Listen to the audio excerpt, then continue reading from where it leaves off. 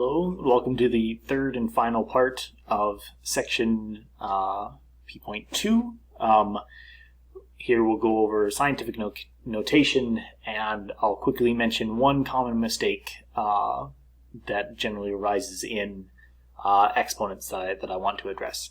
So to begin with, scientific notation is designed to make really big numbers and really tiny numbers easier to read. So for instance, for the speed of light, this is going to be 300 million meters per second. And if you write all of those zeros down, it can be a little bit hard to read. We break it up into groups of 3, so it's a little bit easier, but ultimately you have to sit there and count how many zeros there are. Writing something like this is going to be generally a little bit easier. So we can see that this will be I can break this down into 3 times 1 followed by the same number of zeros. And rather than writing down 100 million, I can write down 10 to the 8th power, recognizing that 10 to the 8th power is the same as 100 million. So this is what scientific notation is, and it's something that's been adopted by scientists and engineers to be able to read big numbers a little bit easier. The process for this, we want to write numbers in this way. So this is going to be some number times 10 to the nth power. And n here is going to be an integer. So it could be positive, negative, or 0, but it's going to be a nice round number. And a is going to be a number between 1 and 10. Essentially, we want a to be a very simple number, and we don't want it to have more than one digit, but we don't want it to be smaller than 1 either. So let's practice a little bit. So 250, we can recognize this as 2.5 times 10 to the 2nd power. Why is this? Well, 250 is going to be the same thing as 2.5 times 100, and we can see that 100 is the same thing as 10 squared. So let's do this next one as well. I want to move the decimal point over so that I can see that it's going to be 8.4, and I need to know what should the exponent on the 10 be. Here, I'm just going to take an extra step and see that if I take 8.4 times 0.001, I get exactly what I need.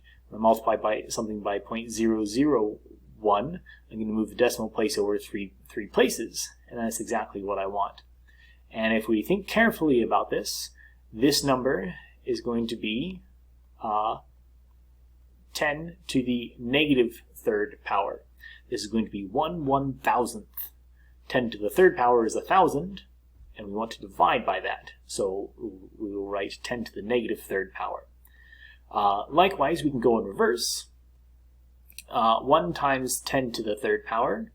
Well, this is just going to be 1 times 10 to the 3rd power will be 1 with 3 zeros behind it, and anything times 1 is just itself. So this is just going to be 1,000. Likewise, 6.2 times 10 to the negative 1st power. This is going to be the same thing as 6.2 times 0.1.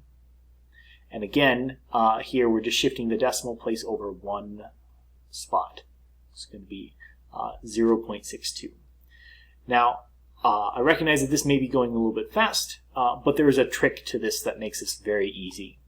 The quick conversion, we're essentially looking at the decimal point and seeing how far over we have to move the decimal place to make this look like a nice number between 0 and 10.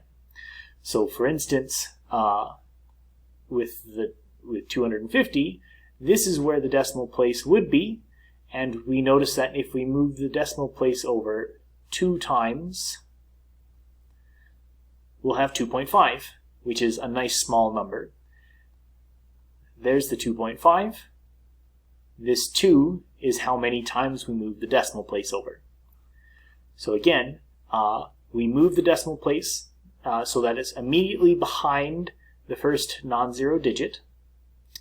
What we get is going to be that first number, and how many places you move the decimal place, the decimal point, is going to be whatever number we're going to be raising 10 to.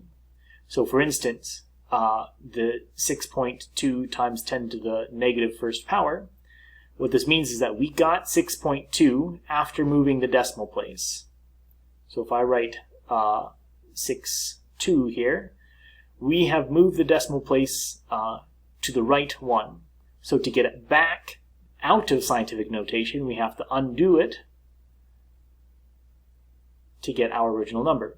And again, if we go from here and we move the decimal place over one spot, we get our 6.2, and because we moved it to the right, it's like we're dividing by 10, hence the negative exponent.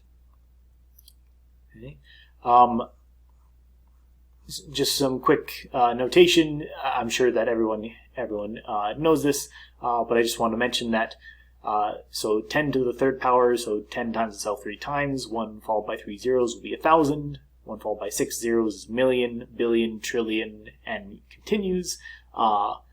If we move the decimal place over to the right 3 places, we'll have 1/1000th, and then move it over 6 places, 1/1,000,000th, 1/1000,000th, 1/1,000,000,000th. These are getting into some tiny numbers. So I do want to quickly go through a couple of examples of multiplying these guys. The x that I'm writing here in the middle is exactly the same as multiplication.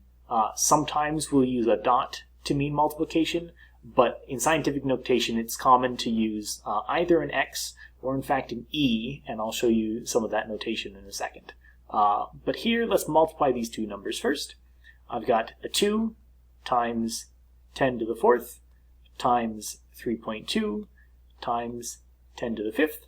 And because I'm multiplying these guys, I can do this in any order I want. Again, multiplication is associative and commutative, so it doesn't matter as long as I'm only doing multiplication. So I can write this as 2 times 3.2 times 10 to the 4th times 10 to the 5th. And you'll see that 2 times 3.2 is going to be 6.4. And 10 to the 4th times 10 to the 5th, remembering our previous lessons on exponents, this will be 10 to the 9th. And since I'm multiplying these in scientific notation, I'll just get 6.4 times 10 to the 9th. I have to be a little bit careful, though, with multiplying. So here I'm going to take 5 times 10 to the negative 3rd, and I'm going to square it. So all this means is I'm going to take 5 times 10 to the negative 3rd, and I'll multiply it by itself. 5 times 10 to the negative 3rd. Again, rearranging these things and multiplying them, I'll get 5 times 5 times 10 to the negative 3rd times 10 to the negative 3rd, and this will be 25 once I multiply the 5 times 5, and 10 to the negative 3rd and 10 to the negative 3rd is going to be 10 to the negative 6th power once I add negative 3 and negative 3. But this isn't scientific notation. My first number has to be between 1 and 10, and this isn't. So what I'll sneakily do off to the side is I'll write down, oh wait a second, 25, that's actually 2.5 times 10 to the first power. So I can write this down in scientific notation, remembering that, oh, then I also have a 10 to the negative 6 next to it. And when I look at this, I can see that this will be 2.5, 10 to the first power and 10 to the negative 6th power. When I add the exponents, I have 10 to the negative 5. And just as a quick aside, sometimes when you type these sorts of scientific notation into a calculator, you will get this funny E symbol popping up. So, for instance, this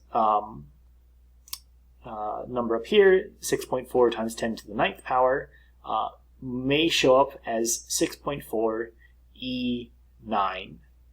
And this E just means times 10 to the, and then you fill in that last bit. So this is the same thing. These numbers are exactly the same. And then the very last thing I want to mention is just a very common mistake with exponents. This is something that everyone will do at least once this semester, but I just want to warn you about it now. When you are, let me start by showing you what is true. When we take a product and we raise it to an exponent, we saw in a prior video that this is going to be a to the n, b to the n. What we would like to be true is the same thing to happen with addition, but in fact it is not true that this is a to the n, b to the n. So exponents play nicely with multiplication. They don't with addition. Exponents and addition do not get along. We can't simplify them this easily, and you just have to go about it more directly. So for instance, if I took 2 plus 3 and raise this to the second power, I can't take 2 squared and add it to 3 squared. It's not the same thing. What I have to do is I have to simplify inside of the parentheses first, and then apply the exponent. If I apply the squared to both the 2 and the 3, I'm going to get the wrong number. And this will conclude the prerequisites chapter section 2.